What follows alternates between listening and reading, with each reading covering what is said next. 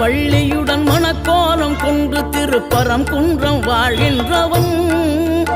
நீ தேவர்களை காத்திடவே வீரமுடன் வேலெடுத்து செந்தூரில் ஆழ்கின்றவன் மாங்கனிக்கு கோபம் கொண்டு பார்ப்புகழும் பழனியிலே ஆண்டியன கோலம் கொண்டவன் நீ தத்துவத்தின் சாரெடுத்து சுவாமி மலை எல்லையிலே தகப்பனுக்கு பாடம் சொன்னவன் காவல் என நின்று பெரும் சினம் தணிந்து தணிகையில கண் குளிர காட்சி தந்தவன் நீ பாங்குடனே கருள் தரவே பழமுதிரும் சோலையில பரஞ்சோதியாய் நின்றவன்